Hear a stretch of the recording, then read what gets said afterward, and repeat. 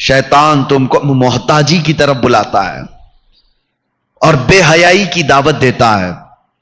آج کا دور وہی ہے. میں اکثر اپنی تقریروں میں ایک بات یہ کہہ رہا ہوں، آج دنیا کے کالے کرتوت جو ایپسٹین فائل میں کھلے جا رہے ہیں، دنیا دیکھ کر تماشا کر رہی ہے. سارے لوگوں کی نظریں ہیں یہ کیا ہے ایپسٹین فائل؟ امریکہ کے کسی بیچ کے اندر ہونے والے نہایت ہی کالے کرتوت کے اوراق کو لے جا رہے ہیں، اور اس میں چھوٹے لوگ نہیں، بہت بڑے بڑے لوگ ہیں. اور ہر دن لوگ ایکسائٹڈ ہے، انتظار کر رہے ہیں کہ اب کس کا آئے گا، کون سے پرائم منسٹر کا کچا چٹا کھلنے والا ہے، کون سے پریزیڈنٹ کا. یہ سب ایک حمام میں ننگے ہیں اور ان کی فائلیں کھولی جا رہی ہیں. یہ بلیم نہیں ہے، الزامات نہیں ہے، ریئلٹی ہے جو لوگوں کے سامنے دکھائی جا رہی ہے. یہ سب اپنی جگہ پر. لوگ آج چرچا کر رہے ہیں کہ دیکھو اس ملک کا بادشاہ بھی اس میں ہے ایپسٹین فائل میں. ارے ہمارے ملک کا کھلونا بھی اس کے اندر ہے. سب لوگ ہیں اور سب اس کو مذاق میں لیتے جا رہے ہیں. اور کبھی یہ نہیں سوچ رہا کوئی بندہ کہ اتنے پاورفل لوگوں کے کالے کرتوت آخر کھول کون رہا ہے؟ کون ہے وہ جو ان سے بھی زیادہ طاقت والا ہے؟ ایک بات میں آپ کو بتاؤں، یہ وہ طاقتیں ہیں جن کے ہاتھ میں ڈپارٹمنٹ کے محکمے سے لے کر کے جوڈیشری تک کے گلے ہاتھ میں موجود ہیں. وہ جیسے چاہیں اپنے احکام نافذ کر چاہتے ہیں.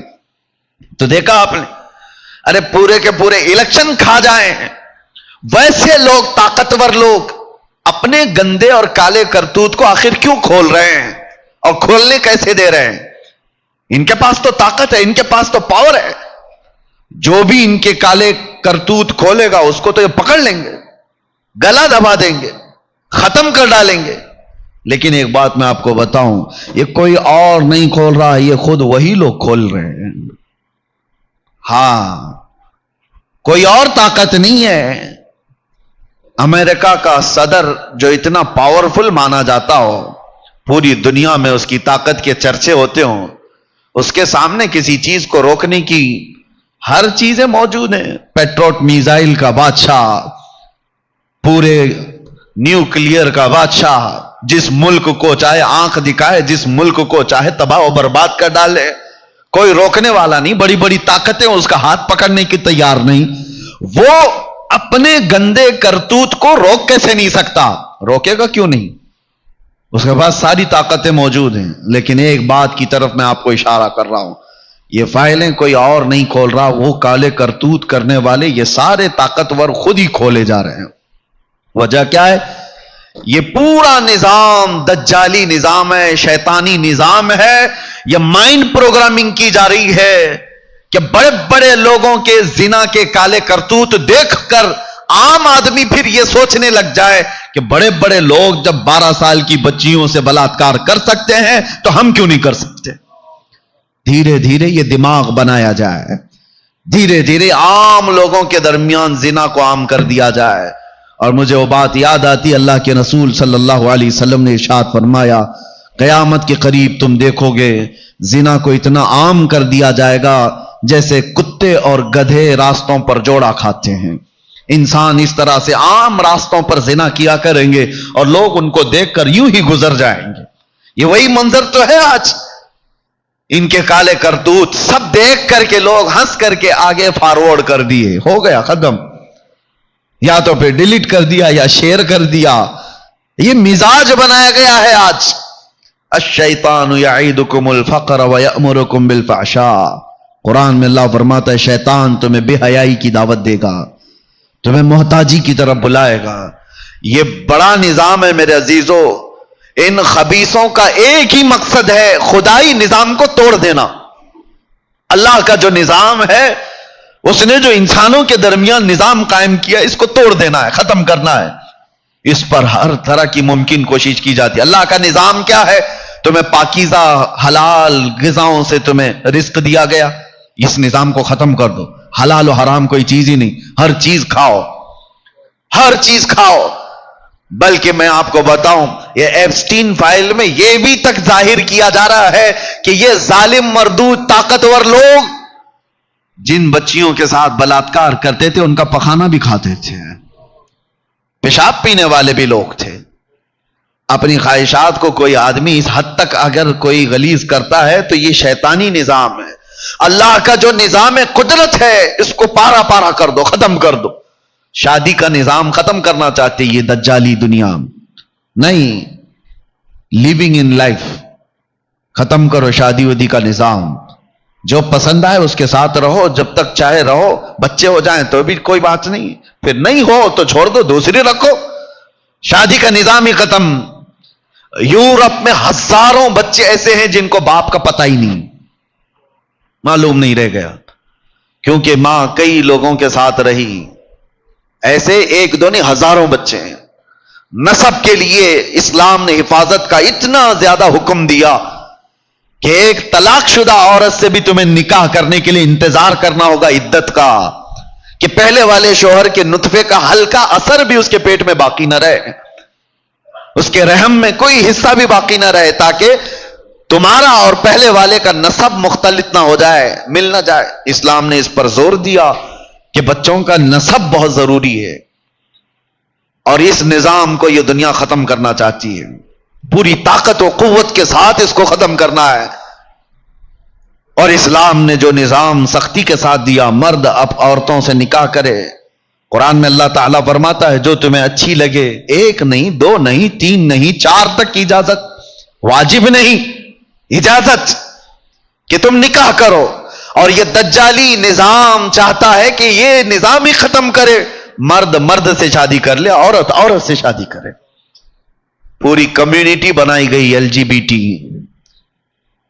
پوری دنیا اس کے حمایت میں کھڑی ہے، اس کے لیے قانون بنانے کی کوشش کی جا رہی ہے۔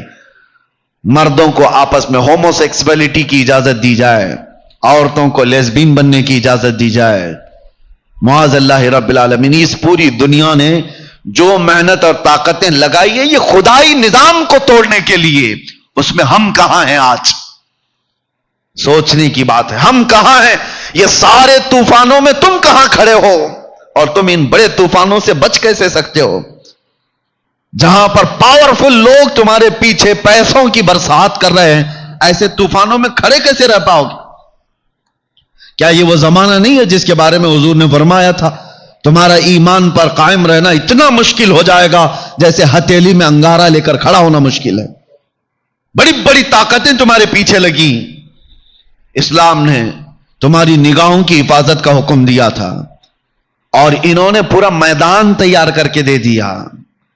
فیس بک، انسٹاگرام، نہ جانے کیا کیا چیزیں تمہارے لیے بازار مہیا کر دیے گئے۔ ہزاروں لڑکیاں اس میں ننگی ہیں، جس سے چاہے چیٹنگ کرو، جس سے چاہے باتیں کرو، یہ میدان کھلا بنا دیا گیا ہے۔ کس نے بنایا یہ میدان تمہارے چیٹنگ کے لیے، ڈیٹنگ کے لیے؟ کس نے بنایا؟ ہمارے بچے اس میں چلے گئے۔ افسوس ہوتا ہے کیا رسول اللہ کو منہ دکھاؤ گے؟ آج نوجوان یہ سمجھتے ہیں کہ یہ تو نئی دنیا کی بات ہے، نئے دوست بن رہے ہیں، کیا ہے؟ ایک بات میں آپ کو بتاؤں، ایک جملہ کہا جاتا ہے فلاں لڑکی کے ساتھ چیٹنگ ہوتی ہے، میری بیسٹ فرینڈ ہے۔ لڑکیاں کہتی ہیں اس کے ساتھ میرا کچھ بھی نہیں ہے، بیسٹ فرینڈ ہے۔ یہ جھوٹ ہے، کبھی ہو ہی نہیں سکتا۔ اللہ نے تمہیں حکم ہی نہیں دیا اس کا، بیسٹ فرینڈ کا۔ اجنبی کے لیے اللہ تعالی، اللہ کے رسول فرماتے ہیں جب ایک اجنبی مرد ایک اجنبی عورت کے ساتھ ہو تو تیسرا اس کے ساتھ شیطان ہوتا ہے۔ تمہیں یہ اجازت ہی نہیں دی گئی، لیکن دنیا نے یہ نظام بنا کر کے دیا ہے، تمہارے سامنے میدان بنا کر کے دیا ہے، کھیلو اس میں، ننگے ہو جاؤ۔ اور اتنا ننگا ہو جاتا ہے آدمی کہ خود اپنے آپ کو بھی، اپنے خاندان کو بھی، سب کو ننگا کر دیتا ہے۔ یہ پوری دنیا خدائی نظام کو توڑنے میں پوری طاقت خرچہ کر رہی۔ فیس بک اور انسٹاگرام، یہ واٹس ایپ کے جو سوشل سائٹس بنائی گئی، جانتے ہیں یہ ملین میں نہیں بلین ڈالرز کے ہیں، یہ ہلکے پھلکی قیمت کے نہیں ہیں، کروڑوں روپیوں کے خرچ کے بعد یہ چیزیں بنی ہیں، اور ایک دو نہیں، کروڑوں لوگ اس کے اندر موجود ہیں، اس کے سبسکرائبر ہیں۔ کیوں دنیا تمہیں یہ پلیٹ فارم بنا کر کے دے رہی ہے؟ کبھی سوچا آپ نے؟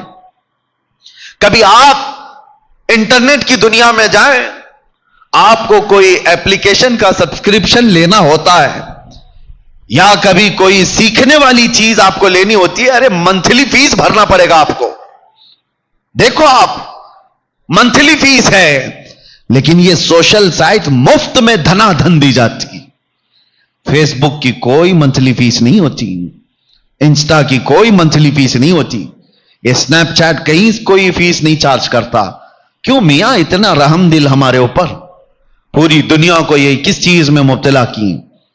یہ میدان بنا کر کے دیا گیا ہے کہ ننگے ہو جاؤ، سب ننگے ہو جاؤ، خدائی نظام کو پاش پاش کرو. اللہ نے فرمایا حیا قائم رکھو، تم حیا کو قتل کر دو.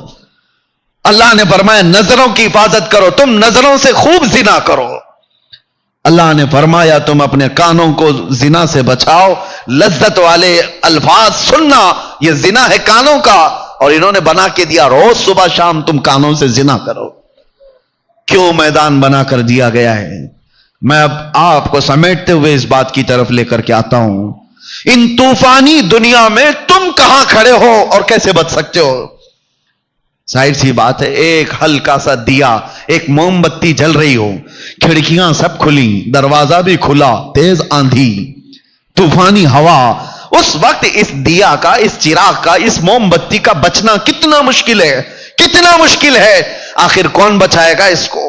کیسے بچے گی یہ موم بتی؟ یہی تو فکر کی بات ہے.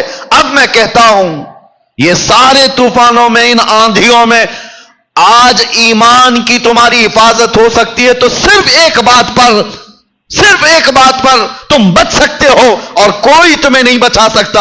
وہ بات کیا ہے جو تمہیں بچائے گی؟ انہیں جانا، انہیں مانا، انہیں جانا، انہیں مانا. نہ رکھا غیر سے کام، للہ الحمد میں دنیا سے مسلمان گیا. حضور کی طرف آ جاؤ، یہی طوفانوں سے بچانے والی ذات ہے. تم دل سے اور جان سے حضور کی بارگاہ میں اپنے آپ کو سپرد کر کے کہو آقا میں تمہارا غلام ہوں، آپ جیسا چاہیں میں ویسا بن کر کے رہوں. پھر دیکھنا غیب سے تمہاری حفاظت ہوتی یا نہیں. میرے عزیزوں، عنقریب ہمارے جنازے اٹھنے والے ہیں، بہت جلدی مسجدوں سے ہمارے نام کا اعلان ہو جائے گا. تم کس انتظار میں ہو کہ ابھی بہت دنیا باقی ہے؟ بلکہ اب تو دنیا اتنی تیزی سے ہمارے اوپر سے گزرے گی کہ اللہ کے رسول صلی اللہ علیہ وسلم نے فرمایا کہ تم دیکھو کہ سال مہینوں کی طرح ہو جائے گا، مہینہ ہفتے کی طرح ہو جائے گا، ہفتہ دن کی طرح ہو جائے گا. یہ اب سال بہت تیزی سے گزرنے والے ہیں. پہلے وقت میں برکت ہوا کرتی تھی، اب وقت میں برکت بھی نہیں، سب اٹھا لی جائے گی. ہم نے دیکھا ہے یوں چلتے چلتے کچھ نوجوان ہمارے آس پاس تھے، ارے آج آ کر کے لوٹ کر کے دیکھیں تو داڑیاں سفید ہو گئی، ان کے بال سفید ہو گئے، جوانی یوں تیزی سے گزر کر چلی گئی. اور اب وہ وقت بھی آ جائے گا جب ملک الموت دستک دے رہا ہوگا، موت کا فرشتہ تمہارے گھر آ چکا ہوگا. اس لیے میں کہتا ہوں اپنے آپ کو عیش و عشرت میں اتنا مبتلا کر کے نہ رکھو کہ جب تمہاری روح نکالنے کا وقت آئے تو کسی گناہ کے اڈے سے آپ کو نہ اٹھایا جائے. جب آپ کے دنیا سے جانے کا وقت آئے تو منہ چھپا کر جانے کی نوبت نہ آئے.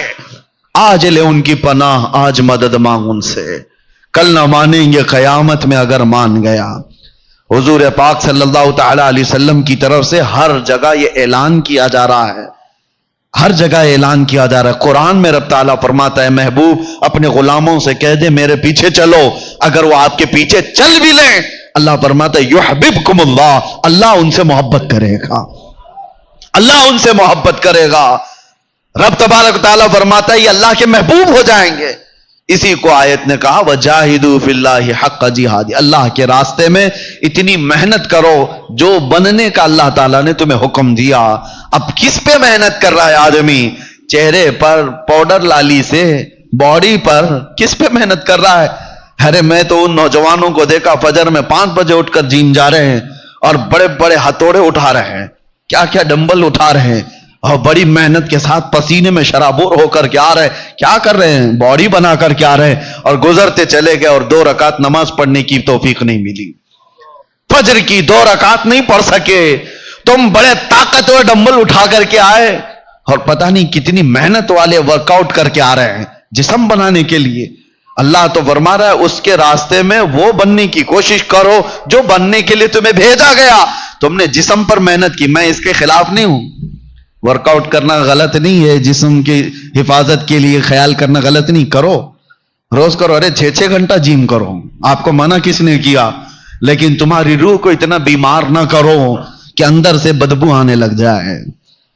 روح کو اتنا غلیظ نہ کر دو گناہوں سے کہ تمہاری آنکھوں سے حیا ختم ہو جائے، تمہارے دل کے اندر گندگیوں کی آماجگاہ ہو جائے. جسم بناؤ، لیکن ایسا جسم بناؤ جیسے خالد بن ولید کا تھا. ہاں، وہ رسول اللہ کے وہ غلام تھے. ارے آج کا کون جوان ہے؟ لاؤ کوئی باڈی بلڈر. خالد بن ولید رضی اللہ تعالیٰ عنہ ایک ہاتھ میں تلوار اٹھاتے تھے تو 35 کلو کی تلوار تھی، دوسرے ہاتھ میں ڈھال پکڑتے تھے تو 40 کلو کی ڈھال ہوتی، اور ایسے میں لڑتے بھی تھے. یہ نہیں کہ اٹھا کر کے چل رہے ہیں. ارے 35 کلو کی تلوار اٹھا کر کے ضرب لگائے، کوئی بچے گا کیا سامنے والے کا؟ 35 کلو کی جب وار پڑے اور وہ بھی فل سپیڈ میں، بچے گا کیا؟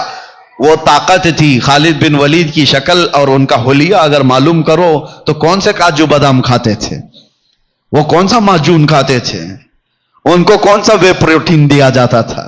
سوچا کبھی؟ پوچھا کبھی خالد بن ولید کی طاقت کا حال؟ بلکہ وہ خود کہتے میرے پورے جسم میں ایک بالشت جگہ بھی باقی نہیں جہاں زخم نہ لگاؤ، زخم نہ لگا. اور جنگ موتا میں وہ کہتے ہیں 9 تلواریں میرے ہاتھ سے ٹوٹی، وہی 9 تلواریں ٹوٹی، اور پوری زندگی میں 125 جنگیں لڑی ہیں. تم نے اتنے میچ نہیں کھیلے ہوں گے. اور وہ جان کی بازی لگانے والے سیف اللہ المسلول. اور قسم خدا کی میں آپ کو کہہ رہا ہوں، حیرت ہوتی ہے پڑھ کر کے کبھی تاریخ، ایک جنگ میں بھی شکست کبھی نہیں لی. لیکن راز یہ تھا کہ وہ اپنے امامے کی حفاظت کرتے تھے. جنگ میں ایک بار امامہ گر گیا، ایک کافر نے گردن پر تلوار رکھ دی، آپ نے تلوار کی طرف توجہ نہیں کی، پگڑی کی طرف توجہ، اٹھا کر کے لائے. وہ ڈر گیا کہ میں مار سکتا تھا، گردن اڑا سکتا تھا، یہ تو ٹوپی اٹھانے گیا. اس نے پوچھا کہ تم خالد بن ولید ہی ہو، سپہ سالار اسلام ہو؟ جنگ کے حالات میں ایسا کون کرتا ہے کہ گردن بچانے کی وجہ ٹوپی بچانے چلا جائے؟ خالد بن ولید نے کہا میرا یقین یہ ہے میں اپنے طاقت کے بل بوتے نہیں لڑتا، اس ٹوپی میں رسول اللہ کے 3 منہ مبارکہ ہیں، اس امامے میں رسول اللہ کے 3 منہ مبارکہ ہیں. اس نسبت پر فخر ہے جو خالد کو سیف اللہ بنا چکی ہے. عزیزان گرامی وقار، وہ صحابہ تھے، فخر کرتے تھے تو نسبت مصطفیٰ پر، ان کے پاس طاقت و قوت تھی تو نسبت مصطفیٰ سے، انہوں نے راج کیا ہے، حکومتیں کی ہے تو نسبت مصطفیٰ سے. عمر ابن خطاب رضی اللہ تعالیٰ عنہ یہی تو کہتے ہیں 36 لاکھ اسکوائر کلومیٹر پر تنہا حضرت عمر کی نگرانی تھی، اور وہ بھی ایسی نگرانی کہ مدینے میں بیٹھے ہیں اور ملک شام میں ایک ماں اور بیٹی دودھ میں پانی ملانے سے ڈر رہے ہیں، اور کہتی ہے بیٹی ماں سے، ماں پانی مت ملانا دودھ میں، عمر کی حکومت ہے، عمر ابن خطاب کی حکومت ہے، ان کی خلافت ہے. یہ کہاں سے آتا ہے یہ پاور؟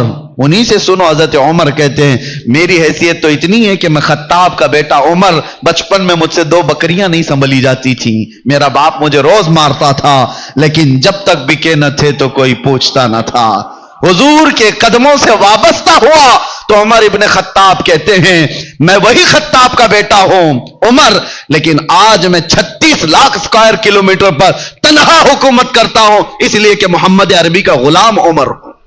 نسبت رسول اللہ کی، یہی تمام چیزوں کی طاقت کا راز ہے، قوت کا راز ہے، تمہاری سربلندی کا راز ہے، ہماری عزتوں کا راز ہے.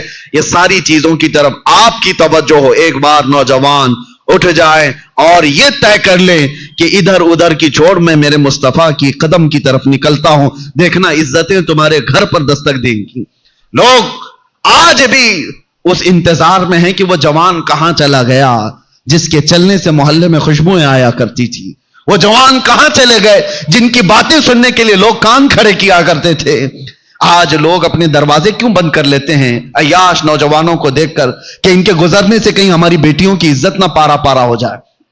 وہ بچے کیوں آ گئے اس لیے ان تمام مادیات سے ہٹ کر کے بارگاہ مصطفیٰ میں آنے کی میری ایک ہی دعوت ہے، میرا ایک ہی عنوان ہے کہ محمد سے وفا تو نے تو ہم تیرے ہیں. یہ جہاں چیز ہے کیا، لوح و قلم تیرے ہیں. رب تبارک و تعالی جب تک سانسیں باقی ہے حضور کے قدموں میں عزت کی زندگی عطا فرمائے. ناموس مصطفیٰ پر پہرے داری کی آخری دم تک مولا ہمیں توفیق عطا فرمائے. ان دجالی نظام اور شیطانی نظام اور ان طوفانی ہواؤں میں مولا ہمارے ایمان کی سلامتی عطا فرمائے، ہمارے عقیدے کی حفاظت عطا فرمائے، ہمارے قیامت تک پیدا ہونے والی نسل کو عشق مصطفیٰ میں پیدا فرمائے، ہماری اولاد کو، ہمارے گھر کو، ہمارے خاندانوں کو بد عقیدہ اور گمراہ ہونے سے مولا حفاظت فرمائے.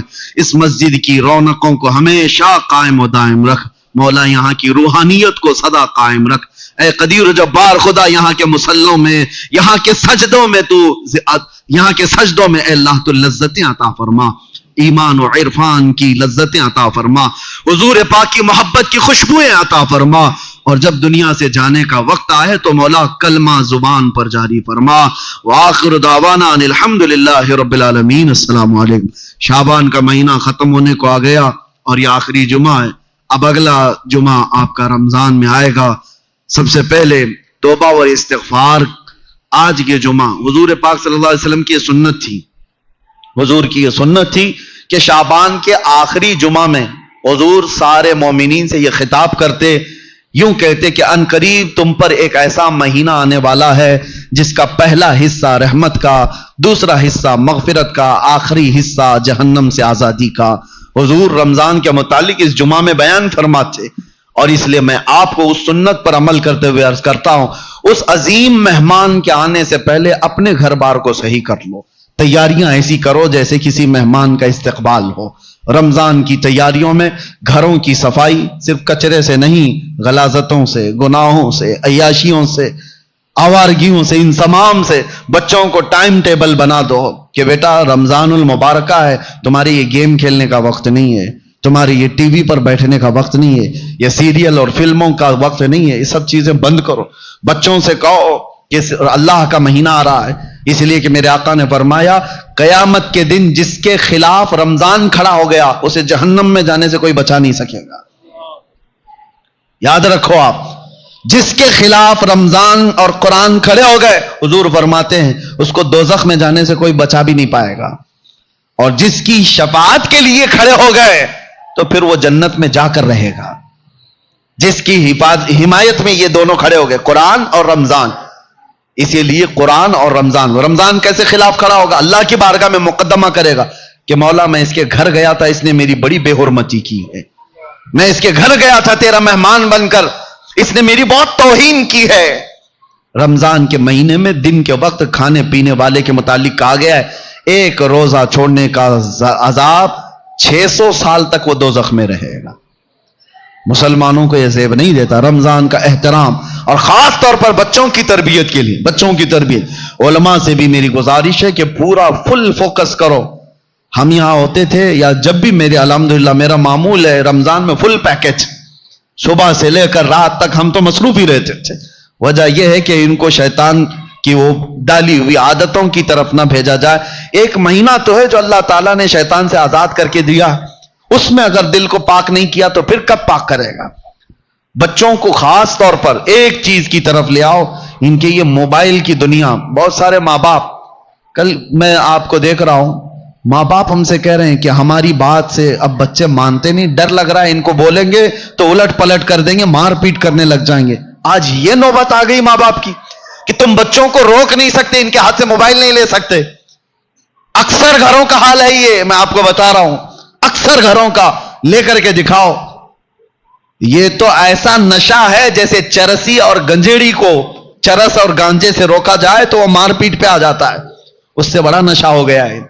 رمضان بہترین مہینہ ہے ان کی تربیت کے لیے. سب لوگ یہ عہد کرو، ان سے کہو ٹھیک ہے موبائل تمہارے ہاتھ میں رہے لیکن اللہ سے ڈرتے ہوئے کبھی بھی گندی تصویریں تو دور کی بات ہے، تمہیں گیم کھیلنے کی بھی اجازت نہیں ہے. اپنے آپ کو انٹرٹینمنٹ کے لیے، وقت ٹائم پاس کرنے کے لیے نہیں ہے. اور اعتکاف میں جانے والے جو موبائلوں کے ساتھ اعتکاف کرتے ہیں وہ کیا بھلا اعتکاف کر رہے ہیں، ساری دنیا لے کر کے بیٹھتے ہیں. اللہ تبارک و تعالیٰ ان فواحشات سے ہماری حفاظت فرمائے. آپ سب رمضان